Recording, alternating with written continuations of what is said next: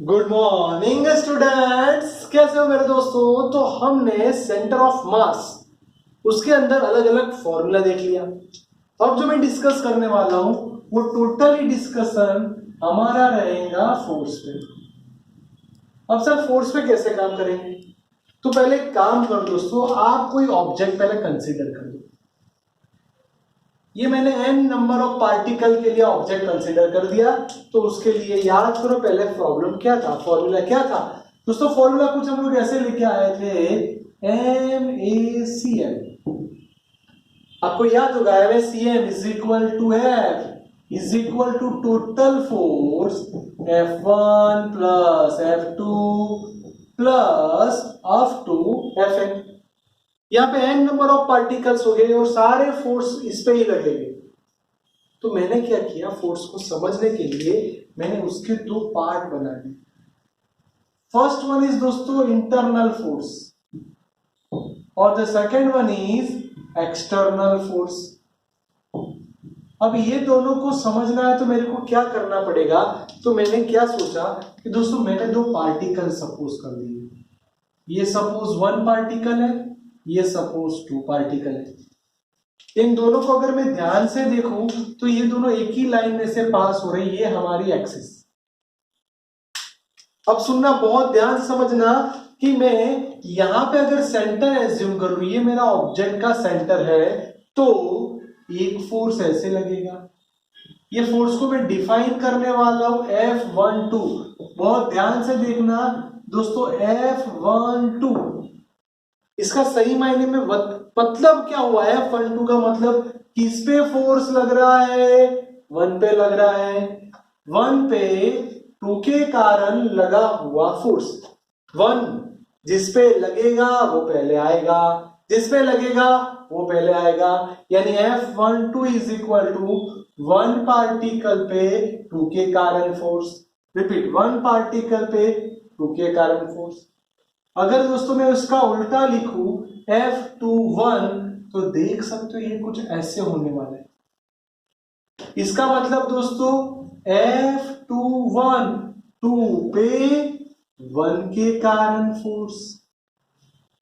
तो इन दोनों को देख के मैं ऐसा समझ सकता हूं कि F12 is equal to minus F21। ये दोनों फोर्स अपोजिट डायरेक्शन में है, इन दोनों का डायरेक्शन अपोजिट है दोस्तों।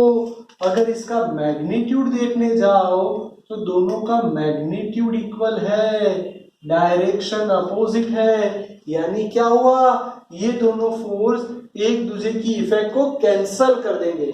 एक फोर्स इधर लगेगा, एक फोर्स इधर लगेगा, न्यूटन्स थर्ड लॉ अप्लाई हो गया। यानी दोनों फोर्स एक दूसरे की इफेक्ट को कैंसिल कर देंगे। यानी ये मेरे पास क्लियर हो गया। अब मैं क्या सोचूं कि सर ये तो डन हो गया, अब आप एक स्टेप आगे जाइए। वन पे टू के कारण, टू पे वन के कारण जो फोर्स लग रहा है वो तो आपने एक्सप्लेन कर दिया।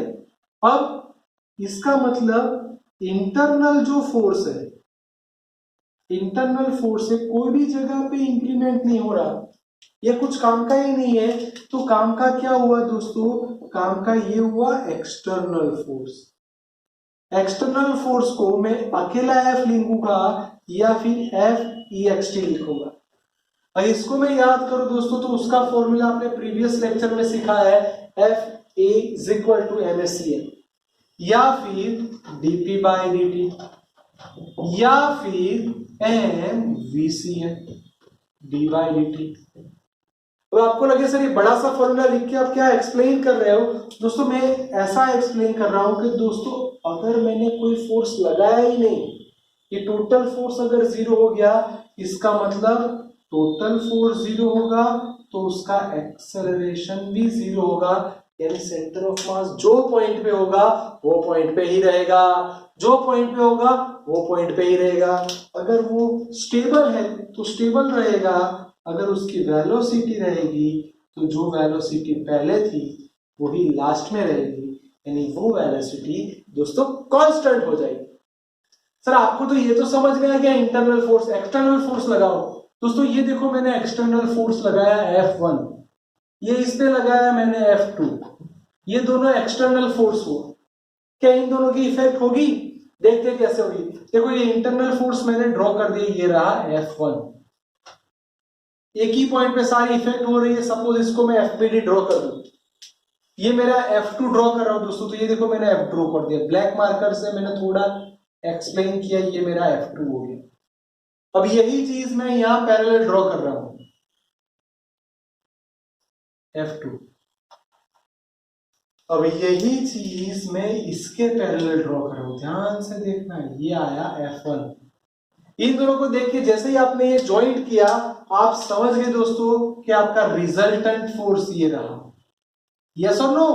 Yes sir. यानी जो आपका रिजल्टेंट फोर्स है, फाइनल फोर्स है, वही आपका एक्सटर्नल फोर्स है। यानी इसका मतलब एक्सटर्नल फोर्स का मतलब ही दोस्तों इन दोनों का एडिशन, यानी जो फोर्स लग रहे हैं उनका रिजल्टेंट होने वाला है, वही चीज हमारे माइंड में परफेक्टली क्लियर होनी चाहिए। तो बहुत ध्यान से देखो दोस्तों कि फोर्स की इफेक्ट क्या हो रही है, उसके कारण कैसे कैसे MCQ बन रहे हैं, जो भी हमारी एग्जाम में आए हमें उसको अच्छे से प्रिपेयर करना पड़ेगा। ध्यान से देखो, बहुत ही इंपॉर्टेंट टॉपिक आपके लिए लेके आए दोस्तों, force acting on n number of body.